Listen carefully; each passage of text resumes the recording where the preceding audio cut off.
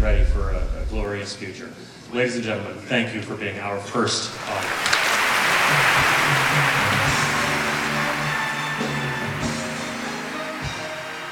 Charles Nudd, in his History of Worcester in 1917, said there were 57 halls and theaters in Worcester.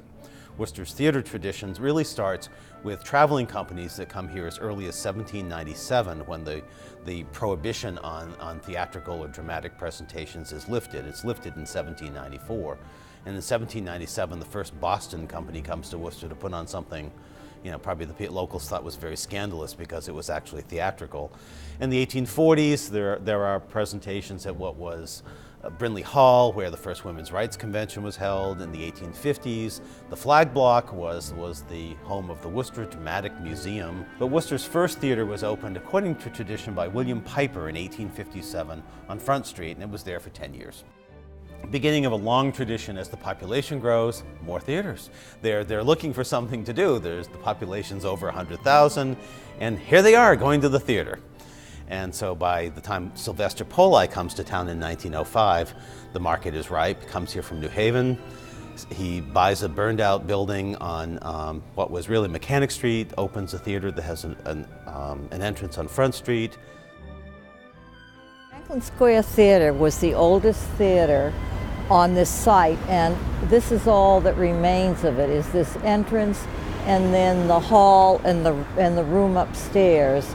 It was built in 1904 and was used for vaudeville. Ethel Barrymore and also Sarah Bernhardt appeared here. Sarah Bernhardt appeared in Camille, and it was all in French. She performed entirely in French. It happened to be her third visit to Worcester, but the first time in the Franklin Square Theater, and she used to come in her own railroad car and would leave it at Union Station. She'd live in it while she was performing here.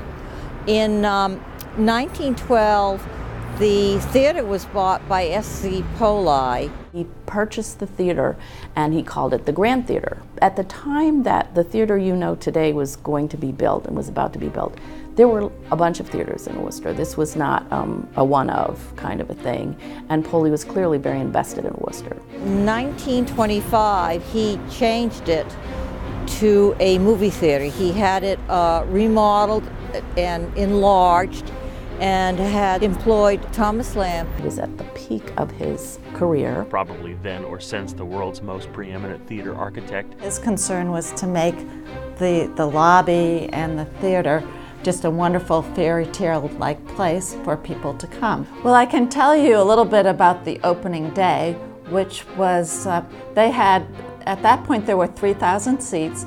They had more than 6,000 people trying to get into the theater that day, so they had as many people waiting outside as in there.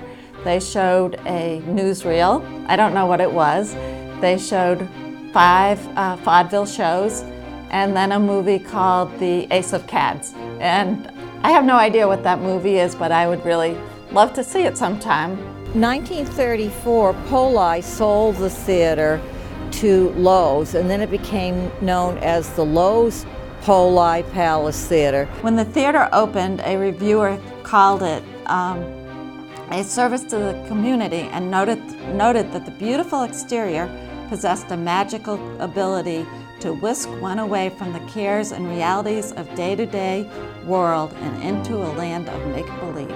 I grew up in Worcester, and the first movie I ever saw was in this theater. I was about 3 years old, and I still remember that day because it was such a big occasion. We didn't have television then, and it was in the summer because I just had a little dress on, and my mother took me downtown, and I remember exactly where we sat in the theater. It was Snow White and the Seven Dwarfs. I still remember the scenes. I mean, it was such a big deal for me.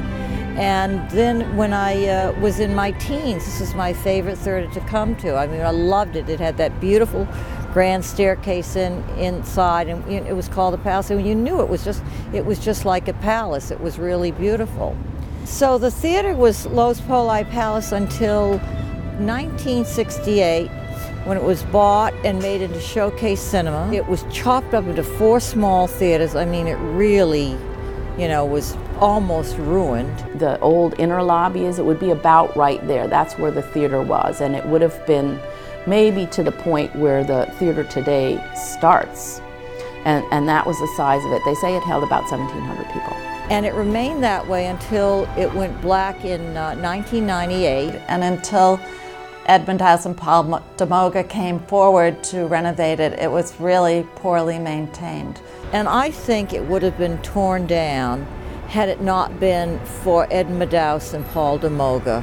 A very significant part of Worcester's heritage, not only in terms of its theaters, but also just in terms of its architecture and architectural history. And to be able to have that back and to have it so intact today compared to what you saw when we started is amazing. A lot of important milestones had to be reached in order for the Hanover Theater to become a reality. And one that is important to preservation Worcester was that in order economically for the theater to function, Paul and Ed really needed to get the historic tax credits. And in order to do that, they had to prove that there was something historic on the facade of the building. A lot of the front was street front and had been altered over the years. And then there was a section that had been covered with brick. And people were really hopeful that under there the original terracotta was. This is in the old theater. This is the back of the front wall that I was telling you about. And this is where we could put our hands down over the sill and we could feel the terracotta around the opening. So this was really terrific. To have that original facade there and then to be able to apply for the federal and state tax credits. I know that Jim McGovern was also really helpful. And then the Hanover Insurance Company came forward with a sizable gift. Mary DeFutis came forward. The colleges came forward. And all those things had to come together for the project to work financially. Now we're inside the Franklin Square, the old Franklin Square Theater, and this is the second floor, and it's now called the Franklin Square Salon. And we think originally this was the manager's office. And later, when the theater was chopped up into the 4 little theaters, when it was the Showcase Cinema, this area was used for storage. This is in the founder's room today. There's 2 of these. One is what we call an ingle nook. The other is actually a fireplace around.